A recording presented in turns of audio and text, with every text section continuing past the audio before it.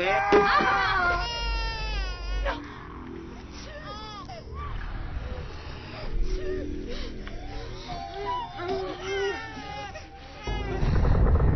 आज की कहानी में हम एक लेक के बारे में जानेंगे जहाँ कोई भी काउंसलर अपनी छुट्टी मनाने आता तो उसे मौत के घाट उतार दिया जाता है। तो आइए जानते हैं कौन है वो कातिल और वो ऐसा क्यों कर रहा है। जानने के लिए अंत तक वीडियो में बने रहे। वीडियो शुरू करने से पहले आपसे एक छोटी सी रिक्वेस्ट है, अगर आप चैनल पर नए हैं तो प्लीज चैनल को सब्सक्राइब और बेल आइकन को प्रेस कर ले। 1958 का कैंप क्रिस्टल लेक दिखाया जाता है जहाँ पर कुछ काउंसलर एंजॉय कर रहे थे, लेकिन कोई अचानक कैंप में दाखिल हो जाता है और जब वो दोनों काउंसलर रोमांस के बाद अलग हो जाते हैं तो वो उन दोनों को मार देता है। और ये था कहानी का इंट्रो। उसके बाद हमें प्रेजेंट दिखाया जाता है, फ्राइडे द 13th 1979। सबसे पहले हमें एनी को दिखाया जाता है जो कि एक रेस्टोरेंट में जाकर उसी कैंप का रास्ता पूछती है और यहाँ मौजूद सारे लोग एनी को हैरान होकर देखने लगते हैं क्योंकि उस हादसे के बाद कैंप को बंद कर दिया गया था, लेकिन अब उसे रीओपन किया जा रहा है। फिर एनी को एक ड्राइवर लिफ्ट दे देता है और एनी उसके साथ चलने लगती है। दोस्तों, ट्रक में बैठकर ट्रक ड्राइवर एनी को उस लेक की स्टोरी बताता है। वो बताता है कि 1957 में एक लड़के की वहाँ पर डूबकर मौत हो गई थी और उसके बाद वहाँ मौतें होने लगी और वहाँ पर बहुत बार आग भी लग चुकी है। उसके बाद इस कैंप को बहुत बार ओपन करने की कोशिश की गई, लेकिन हर बार कुछ न कुछ बुरा हो जाता था। वो ड्राइवर एनी को रोकता है, लेकिन एनी नहीं रुकती और उस ट्रक से उतरकर चढ़ने लगती क्योंकि वो सोचती है कि मुझे सिर्फ खाना ही बनाना है, मेरे साथ क्या बुरा होगा। दूसरी तरफ कुछ काउंसलर्स जैक, मर्सी और नेट वहाँ पहुँच जाते हैं और दूसरे काउंसलर से मिलते हैं जिनमें है एलिस, बिल, ब्रेंडा और कैंप का मालिक स्टीव। एलिस यहाँ पर खुश थे, लेकिन स्टीव उससे कहता है कि एक हफ्ता रुक जाओ, अगर तुम्हें अच्छा नहीं लगा तो मैं खुद तुम्हें छोड़कर रहूंगा। स्टीव उन्हें सारा काम समझाकर बाजार से सामान लेने चला जाता है, लेकिन इंतजार था तो सिर्फ एनी का, जो कि एक अनजान आदमी से लिफ्ट लेकर लेक के पास आ रही थी, लेकिन ड्राइवर ने गलत रास्ता ले लिया। एनी ने उसे गाड़ी रोकने के लिए कहा, लेकिन उसने नहीं रोकी। मजबूरन एनी ने जीप से छलांग लगा दी, लेकिन ड्राइवर ने उसका पीछा तब भी नहीं छोड़ा। ड्राइवर ने जंगल में जाकर उसके पीछे उसका गला काटकर उसे मार दिया। दूसरी तरफ सारे लोग मिलकर लेक पर मजाक कर रहे थे। अचानक नेट डूबने लगा। उसे सबने मिलकर बचाया, लेकिन नेट मजाक कर रहा था, लेकिन जंगल में से उन्हें कोई देख रहा था। इसके बाद सभी अपने अपने काम में लग गए, लेकिन एलिस के कमरे में सांप आ गया। सबने मिलकर उस सांप को मार दिया। उसके बाद सब फिर से काम करने लग गए, लेकिन वहाँ पर लाइट नहीं थी तो वो लोग एक जनरेटर के पास गए, लेकिन किस्मत से वो चलने लगा। शाम के वक्त नेट ने एक अनजान आदमी को कैबिन में जाते हुए देखा तो नेट भी उसके पीछे पीछे चलने लगा। कुछ देर बाद तूफान आ गया तो जैक और मर्सी भी उसी कैबिन में आ गए। मर्सी के वॉशरूम जाते ही जैक के ऊपर नेट का खून गिरने लगा, लेकिन वो कुछ भी समझ पाता उससे पहले ही उसे किसी ने मार दिया, जिसके बाद वह पहुंचा अब वॉशरूम में जहाँ पर मर्सी उसे जैक समझकर आ गई, लेकिन उसने मर्सी को भी मार दिया। दूसरी तरफ सब एंजॉय कर रहे थे और गेम खेल रहे थे, तभी हवा से दरवाजा खुला तो ब्रेंडा को उसका कैबिन याद आ गया और वो सोने चली गई। स्टीव बारिश रुकने का इंतजार कर रहा था, लेकिन बहुत देर हो गई तो वो बारिश के रुके बिना ही चला गया, लेकिन उसकी गाड़ी खराब हो गई। फिर पुलिस वालों ने उसे लिफ्ट दी।